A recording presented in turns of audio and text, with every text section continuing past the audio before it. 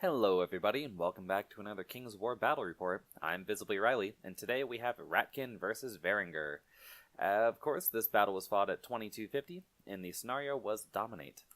Here we have my opponent's list, which was a pure Varangur list. Starting off, he had 2 regiments and 2 hordes of warband, all of whom took 2-handed weapons. Then he has a troop of Knight Riders with bows, 2 Sons of Korgan on foot, 2 mounted Sons of Korgan, 2 Magi, 1 with Bane Chant and Inspiring Talisman. I think the other one also has Bane Chant, but I'm not sure. A King on Chimera with the Blade of Slashing, and a Scald. Now, again, I'm missing about 25 points here, and I think part of that is Bane Chant, but I don't know what the remaining 10 points are in the list. It could be Fury somewhere, but I don't think my opponent said he had Fury. In fact, I'm pretty sure he didn't. As for my thoughts on the list, I like most of it. I'm not sure about the Knight Raiders. I actually do like Knight Raiders. I think they're pretty good. They're very expensive, but they're okay. I think if you're going to run the one troop, though, you're better off running the special regiment. I can't remember what they're called. I think they pack a little bit more oomph. But Mammoth Hunters, I've heard, is pretty good, and from what I've looked at, that 500 points I think is a good use in Varangur. I think people really underestimate how good their shooting is. Now, the rest of it, I think, is pretty standard. It's the Warband are definitely scary. The Sons of Korgan, I'm not sure about that.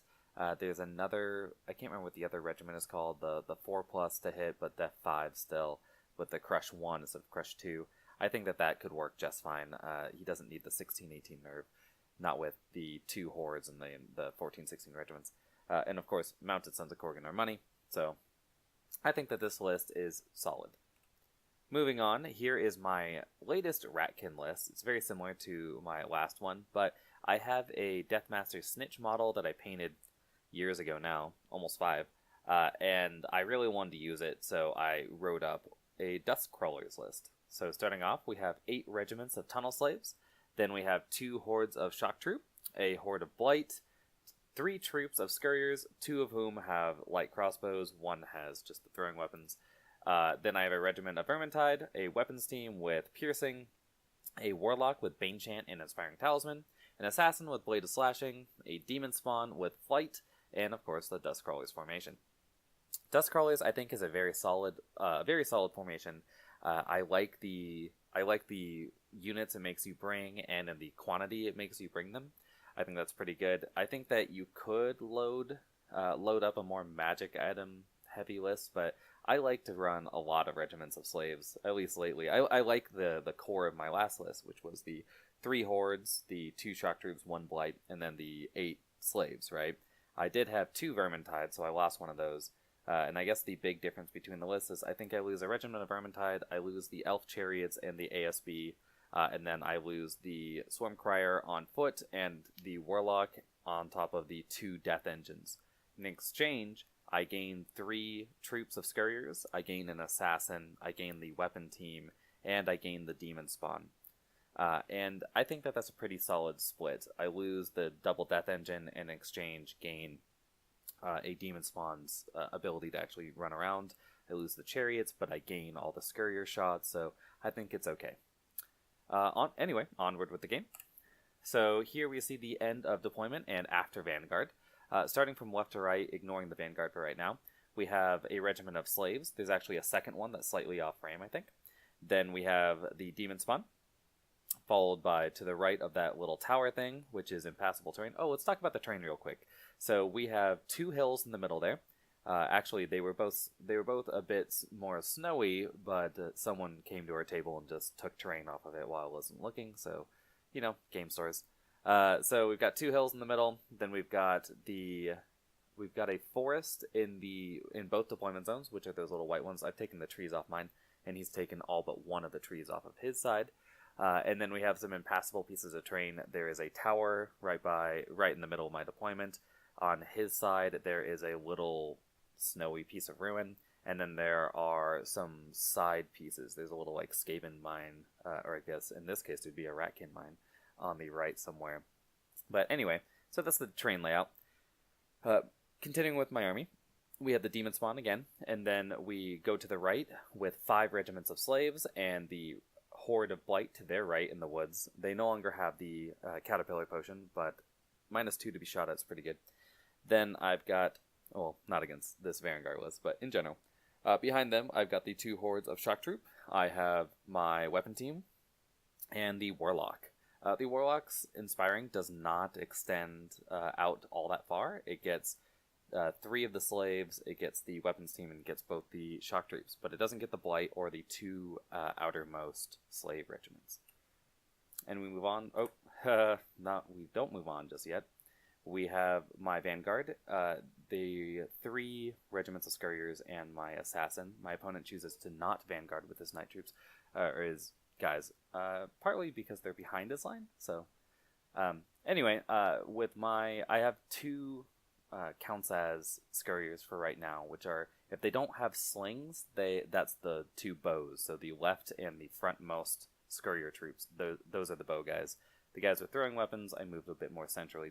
They're slightly behind that hill. For my opponent's deployment, we start from left to right. His king on Chimera. Then he has the Mounted Sons of Gorgon, or at least the first one. To the right of that, we have the 1st Thrall Regiment. Behind them is the Night Raiders. Then we have the Sons of Gorgon on foot. To the right of that, we have the Horde of Thralls. Behind them, the Sons of Gorgon on foot again. To the right of that, we've got the 2nd Regiment of Thralls. Behind them, the Mounted Sons of Gorgon. And to the right of that, we have the last Horde of Thralls. I think that the character layout from left to right is behind his centermost Horde of Thralls. He has his Inspiring Talisman Wizard. And then behind the other Horde of Thralls, the rightmost, he has his Wizard on the left and the Skald on the right. So, my opponent's deployment, I think, is okay. I think that he probably would have been better suited not putting any of his units in the woods and just angling them towards the center. Right now I can envelop him pretty easily, and he's slowing down part of his line, and he really doesn't want to against the massive numbers that I have. He really needs to utilize those attacks, so his battle line's a little hard to use. Lastly, I think that his Mounted Sons of Gorgon, I think that I would have spread the units out a little bit, to make sure that they can charge always. Right now, he needs at least one of the Horde of Thralls and the Regiment of Thralls to charge before the Mounted Sons can. And if you spread it out a bit more, then he just needs to make it so the Regiment of Thralls charges or gets out of the way somehow. I think that those are the only mistakes. Otherwise, I kind of like his deployment. The Chimera on the right there can definitely harry me with its breath weapon onto my Scurriers, who granted have stealth right now, but still, they're not going to do a whole lot to him, as long as he stays out of range of that demon spawn. Anyway, moving on to turn 1. My opponent gets turn 1, and yeah, he does, on the left there, you can see, he does the exact thing I was saying he probably shouldn't, which is he sends the King of Chimera into a troop of Scurriers. Now, the problem with it is that I can reach him with, once he kills those Scurriers, he can either back up and my Scurriers can charge him, or he can go forward and my slaves can charge him, or stay still and the slaves can charge him. And no matter what he does, that Assassin and Demon Spawn can both charge him. And since he didn't take Fury on this guy, it's just not the best plan. If he had Fury, maybe charging that frontmost would be fine, because then it's just the Demon Spawn and Assassin and maybe some Scurriers. Likely all in the front, and he might be able to take that. Anyway, my opponent's he otherwise just moves his army forward, keeping his battle line. The Sons of Gorgon in the back there, yeah, they just sort of waddle up, I guess holding the flank of the Knights? Who knows? And then his Night Raiders just take aim and shoot at some of my Scurriers in the front there. Yep, just showing off the charge. And next picture, yeah, so he does 3 wounds with his Night Raiders onto my Scurriers in the front, doesn't waver them, and even worse, he does 6 wounds to my Scurriers that he charged and double ones it. So, dreaded double ones, they'll get you every time. So, yeah, that's really unfortunate for my opponent here, but it's what happens. So, I forgot to take a picture at the beginning of my turn, so instead I'll just tell you the charges I did before we move forward.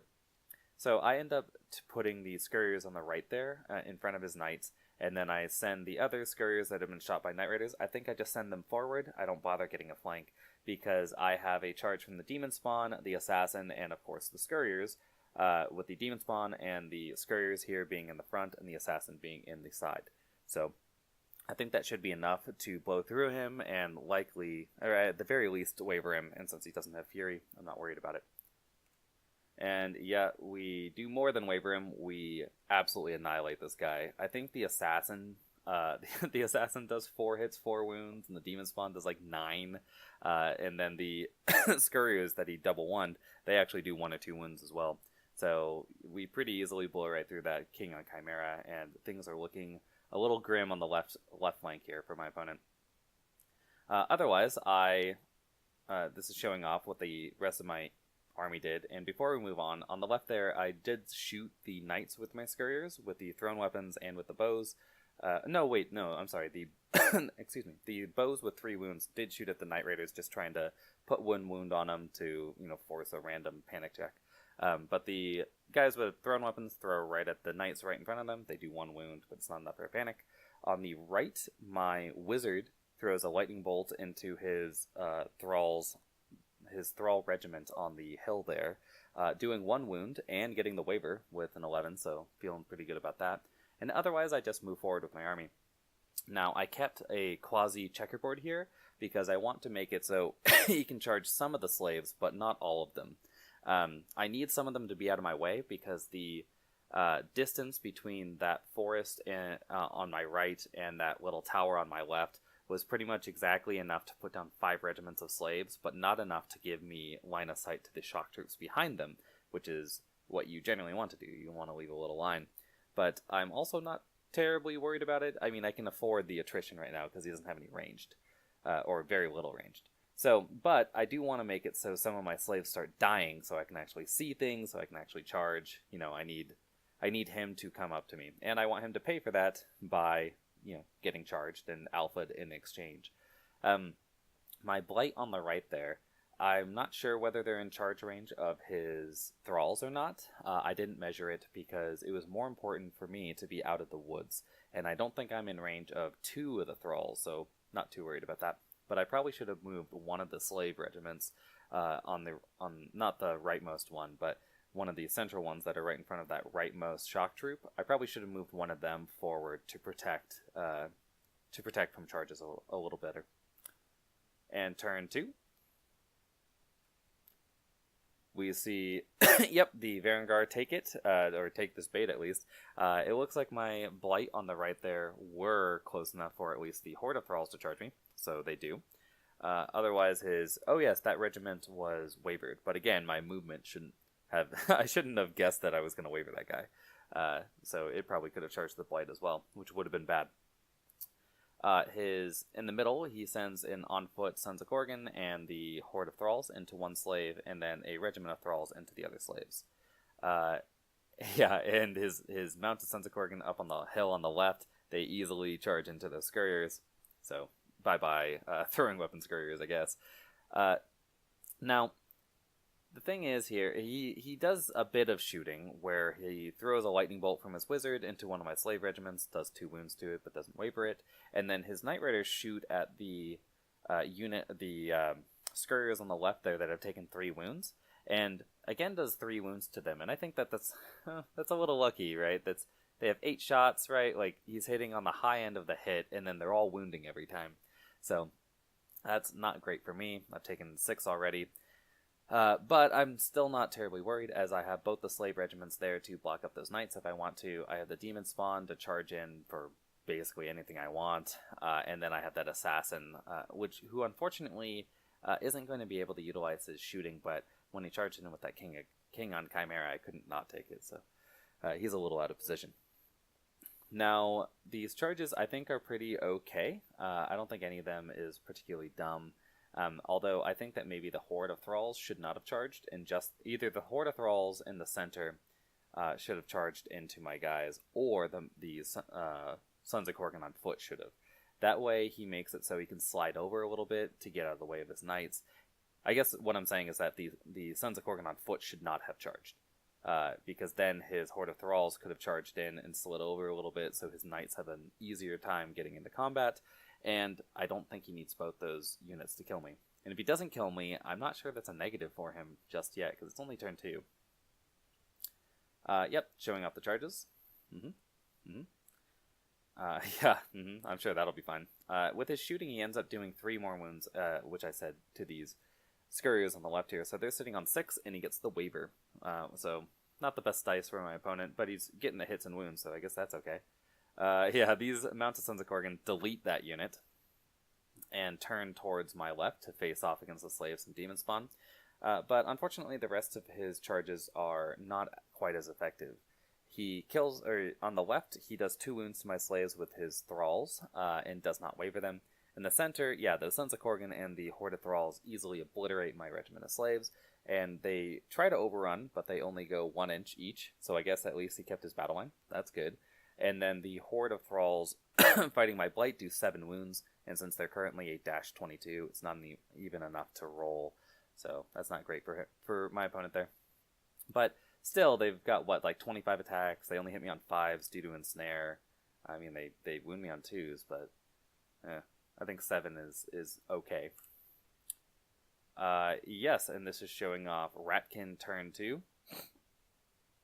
Excuse me. So I send, on the left, I send both my slave regiments into his Mounted Sons of Korgan, because, well, they've already taken 1 wound, so I might as well finish them off. Otherwise, I move my, you can't really see him, but my assassin has decided to just, at the double around his knights. He can't shoot or do anything right now, but I need him closer to his backfield. And the Scurriers behind him have moved forward a little bit just to get some, no, they are wavered. So they just sat there. My Demon Spawn has a flank charge into these Thralls due to being height 4, and I just take this, it'll put me into the center, and I'm not really worried about it because I'm out of the charge arc of his Mounted Sons of Korgan on the hill, plus they're chaffed up right now, and his Sons of Korgan on foot. As long as my slaves overrun 3, or at 3+, they can't actually charge me, so not super worried about that. The only thing I would be worried about is if I don't kill this Thrall regiment. That would be really bad. So hopefully I blow through it. Then I've got the 2 slave regiments in the center here. They charge into his Sons of Korgan on foot. And this is where it gets a little messy. I was trying to build enough space to excuse me, get one of these shock troops in the back, probably the rightmost one, into something. But no matter how I tried, I couldn't quite get it. I had some flank, little cheeky flank charges I could do with slaves, but it just didn't matter. So instead I did this. On the right, my Blight and a regiment of slaves on top of the Vermintide on the side charge into his Horde of Thralls, and in the top there, I send another regiment of slaves into his Thralls on the hill that have taken 1 wound. Yep, showing off the combats. Oh, let's roll 1 back. I did, yeah, so in my head, that Horde of Thralls was not 50% on the hill. I don't know why I thought that, but I did. So I didn't even bother moving my weapon team because I was just going to shoot at the knights, but of course they're getting cover right now. So I end up shooting at the knights with them and the lightning bolt, and I do a couple wounds, but not the best. My second mistake was I forgot that my warlock had Banechant. I don't often take Banechant on warlocks. I like warlocks, because I rarely take one warlock. I like to take them in multiples, and I don't like them to have Banechant because I almost always bring a Swarm Crier with the loot instead. So yeah, I mean, it's a great spell. Banechant 3 for 15 points is obviously amazing. I just forgot I had it, so I should have cast it this turn instead of casting Lightning Bolt on a Mounted Son of Korgan on foot, or in cover. But, I did what I did. I do 1 or 2 wounds to them. It doesn't panic them. Showing off the combats. Boop, boop, boop. Yeah, that's the good one. And starting from left to right, this is after the aftermath. So from left to right, I send both the slaves into his Mounted Sons of Korgan. I do 5 wounds to them, so feeling pretty good about that. It's not enough to get a waiver, though. In the center with the Demon Spawn and the slaves, I thankfully do blow right through that Thrall regiment, which is, not that uncalled for. But my slaves don't only pursue 2 inches, so he still has a sliver that he could charge me with his Sons of Korgan on foot. So instead, I take my Demon Spawn and I back up 1 inch, which puts him perfectly out of range, or it's like 10 and maybe 2 centimeters out. So I needed to back up. Not that unfortunate, as nothing can charge me, and I still have line of sight on pretty much his entire army. So I'm not terribly worried. In the center, both my slave regiments, yeah, surprisingly, they don't kill that Sons of Korgan on foot. Who would have guessed? I only do like three wounds or something. It doesn't super matter, though. I'm just there to chaff up. And on the right, with the Blight and the Slaves and the Vermintide, yeah, they easily kill that horde of thralls. I think the Vermintide in particular roll a little hot and get something like 10 hits and 7 or 8 wounds. So I was pretty happy with that. The Slaves do another wound to the thralls on the hill, but I don't roll the 12 plus I need to get a waiver, so they are fine. Moving on to turn 3. And I will actually roll a picture back because I don't think I took a picture until the aftermath. He sends his Sons of Korgan on foot in the center there into the leftmost slave with two wounds. The other Sons of Korgan in the back that wanted to charge the demon spawn instead settle for his slaves, charging to the front there. And his remaining horde of thralls charge into the slave regiment sitting on 1 wound. I think he was trying to make it so his mounted sons could get a charge off, but for whatever reason, he couldn't. It didn't work out. And so he does send his thralls on 2 wounds into my slaves, so I guess there's that. But he doesn't move the mounted Sons of Korgan on that hill or reposition them, and I think honestly he just kind of forgot about them. Because that's a pretty big mistake, as there's a demon spawn, staring down their flank. But anyway, the Sons of Korgan on the hill with 6 wounds on the left hill. Sorry, they're both on hills. On the left there, charge into the right slaves that they could charge, and I think that this was the wrong decision because if you charge into the left, he makes it so the right slaves can't get a flank charge, and the only flank charge I can get is in fact with Scurriers. Now, again, he doesn't know that, he's going to kill any of these Scurriers over here, but he still has a Lightning Bolt 4 and the Night Raiders to shoot into me. So I think that, both those Scurriers are sitting on 6 wounds, have no Inspiring, because the Demon spawns over here. Oh, no, they do have Inspiring due to the Assassin, but they have no Rallying. So they're sitting on their 9/11 base nerve. And I think that he would have been better served just making it so the Scurriers charge me in the flank, because at least they're not shooting, instead of these slaves who can easily get it. Anyway, he charges into the right, and yeah, I think that's it for his charges. I think he gets a lightning bolt into something. It doesn't really matter. This is the aftermath of turn 3. Yeah, he decimates all the slaves this turn. All 3 in the center are dead. Then unfortunately he does 5 wounds. I guess it's not that unfortunate with his thralls against my slaves in the top there, but doesn't even waver them. They are currently a 13-15 because the Blight are around them, but they have no Inspiring. So, in fact, I have no Inspiring on the entire right flank. I've just gone, nah, screw it. On the left there, now this is where it gets a little awkward, because his mounted Sons of Korgan kill the slave regiment, but when they're looking at reforming, they don't want to reform. They don't want to reform to give the obvious flank to both Scurriers and to the slave regiment. So instead, they just sort of sit there. I think he should have just sacrificed him at this point. Just let the slaves and Scurriers charge him if they're going to. He did kill off, a quick note, he did kill off the front Scurriers with his Night Raiders, so he's got that going for him. But yeah, I think that this really messes up his reposition game, because it makes it, since he doesn't reposition the Knights, he can't reposition the Sons of Korgan in the center very well, as they're currently bumped up against the edge of that Knight unit, and he could have reformed a little bit just so the Demon Spawn and Shock Troops will charge him in the front, if that's what's going to happen. And then the other ones, yeah, look at that Demon Spawn. He can charge 3 different Sons of Korgan units in the flank right now. That's just messy. So, yeah, I think that, I don't know. I don't know exactly what I would have done here, but I probably would have tried to push a little harder. Maybe thrown one of my characters away to the slaves, as they're still def 5, and they've got decent nerve, and I only hit on a 5+, so at least block some of these charges off. From the slaves, the Shock Troops will probably kill them, but, make it... The slaves love to get stuff in the flank. Don't let them. And yeah, this is what happens on my turn 3. So the Ratkin turn 3 on the right, I send my Vermintide off on a journey to nowhere just to get them out of the way. And then I send Slaves and Blight into his thralls on the hill there. It looks like my thralls, my Blight, have taken 2 more wounds from something, probably a lightning bolt, but nothing to be worried about yet. I send shock troops and a regiment of slaves into the last horde of thralls, with shock troops in the front, slaves on the side. That works out perfectly. And I send my remaining horde of shock troops into the Sons of Korgan that have taken 3 wounds-ish in the front there.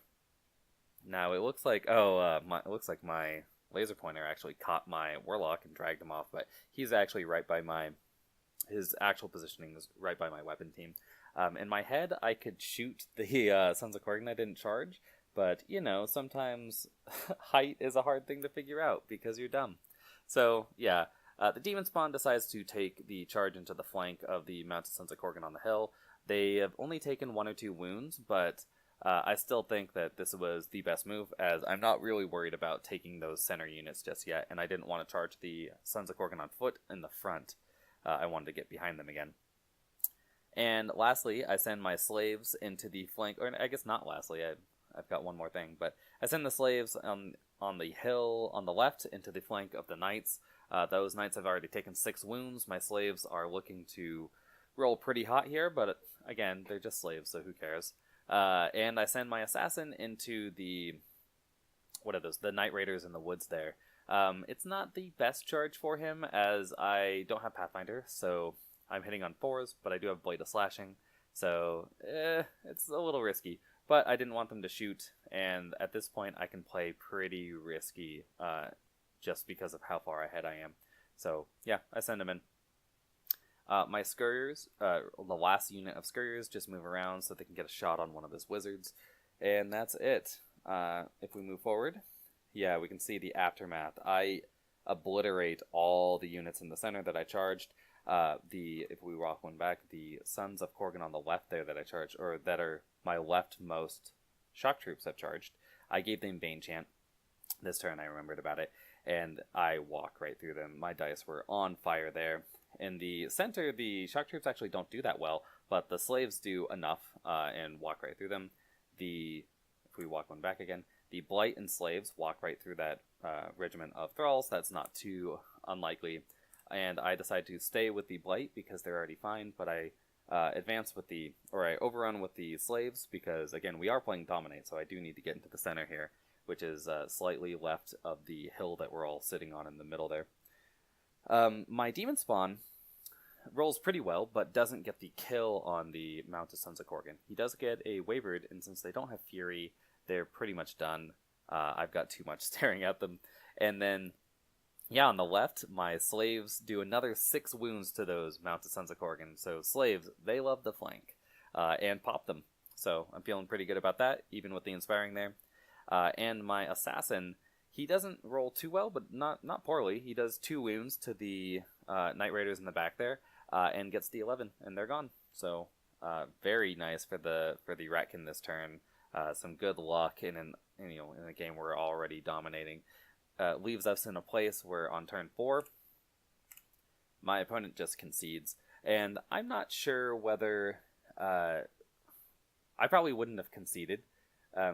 Or maybe I would have. I was pretty hungry, but I probably wouldn't have conceded here just because we were using blackjack scoring for this mission. So, yeah, I'm not sure exactly what he could do. The Sons of Korgan on foot on the left there can charge into my slaves or into my shock troops. I probably would have gone with the slaves and tried to get an overrun, putting his wizard in the way of my shock troops to make it so they can't charge, just to conserve the points. And then otherwise just backed up with the knights a little bit. He could use the other 2 characters to block the shock troops, the Blight, and some slaves, but he's still going to eat at least 1 regiment of slaves, probably in the flank, and the Demon Spawn in the flank. He can't stop that, and that's probably enough. I mean, the Demon Spawn in the flank for a second turn is probably enough to kill him.